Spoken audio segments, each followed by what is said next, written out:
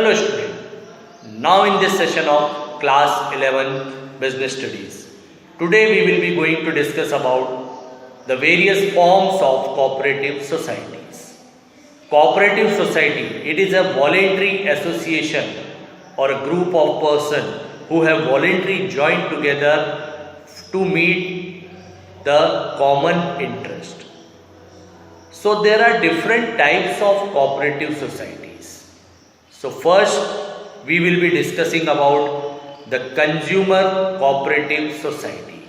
What is consumer cooperative society? These societies are formed to provide the various benefits or facilities to the member by providing them the consumer durable goods at the reasonable rates. And how this thing is being done? This society, they purchase the goods from the producers in the bulk quantity and then they sell the goods to the members of the society, or let's say to the other general citizens also.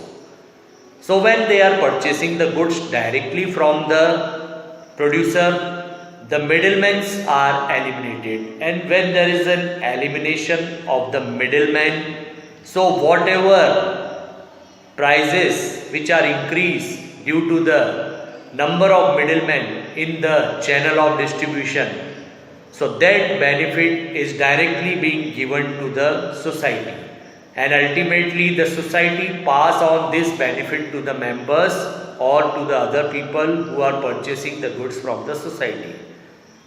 The profit which is earned by the society is the difference in the amount which they are charging from the members, that is whatever is their purchase price and in whatever price they are selling the goods. So that is the minimum amount which they are taking on the purchase price of that goods, and then they are selling the goods to the member or the other consumer. So what we are seeing, that we are getting the goods at the reasonably lower price in comparison to the market. The same goods which is available there in the market at a particular price, but if we are a member of the society, so we can get that goods from the society at a reasonable rate. So this is what the consumer cooperative society is all about. Now the second type of society which we will be discussing, that is the producers cooperative society. Why the producers need this cooperative society? Especially the small scale producer. It is a voluntary association of the small scale producer who are not able to meet the competition from the large scale producers. So they are creating this type of society. Their purpose for creating the society is that they want to get the raw material and the other goods, and they want to get the benefits of the large scale production. Okay, वो material चाहते हैं, raw material और goods, and they also want to avail the benefit of the large scale production.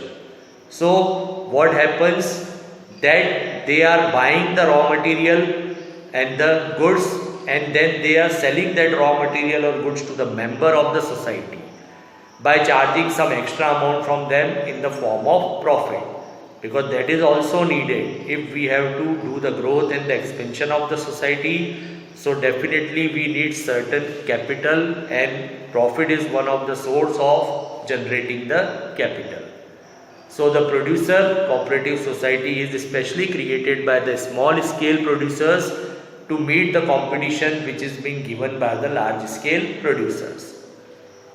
Then comes the next society, that is housing cooperative society. As the name suggests, housing cooperative society, they provide the facility of procuring or buying the houses by the members of the society. And how they are able to do this thing? They are taking the help of the civil administration and asking them to provide the land, and they are also taking the help of the financial institution and asking them to provide the loan at the reasonable or the lower rate of interest.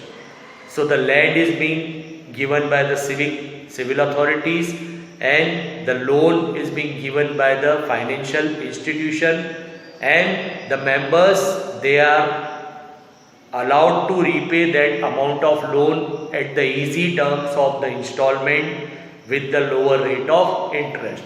So this is how they are helping the members of the society in getting their own house.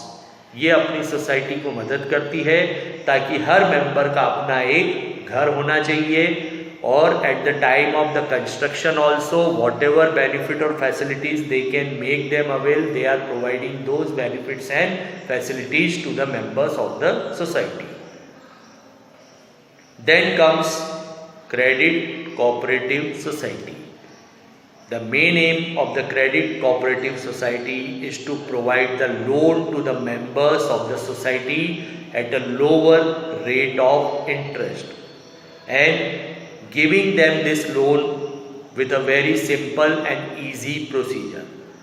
Because if the members are going and taking the loan from any other financial institution, it becomes very difficult for them to get the loan from those institutions because of the complex formalities or the procedure, and they have to pay the higher amount of interest on that loan. So the credit cooperative society, they collect the funds from the members of the society, and then they give this fund to the member of the society in the form of loan. So loans are being given to the members of the society, especially the farmers, the agricultural person, artisan. All these are the persons who are getting the loans from this type of society. So they are getting the benefit of the loan at the lower rate of interest, and they can repay the amount of loan as per the terms and the conditions which are convenient to them. Okay. Then comes next society, that is related with the concept of marketing the goods. It is very difficult to sell the goods in the market by some of the producer. So they are taking the help of this type of society, that is the marketing cooperative society. The main aim of the marketing cooperative society, it is to collect the goods from the small producers who are not able to sell the goods in the market. So they collect the goods from the small producers, and then they are selling those goods in the market by making the use of the specialized efforts which they have got in the field of the marketing. So they are selling those goods in the market, but what they are doing, they are collecting the goods from the small scale producer, and then in the bulk, when they collect the goods from the small scale producer, so they are paying a certain amount to the small scale producer, and then later on they are selling those goods to the buyers in the market, and whatever is the amount of profit which is generated, then that profit is also shared amongst the members of the society who have given them to sell their goods. So this is a marketing cooperative society concept. Then the last society, that is a farmers cooperative society. As the name suggests, farmer cooperative society, this is created for the upliftment or the development of the farmers. Farmer needs the money for buying the seeds, buying fertilizer, or buying the equipments related with the agricultural work.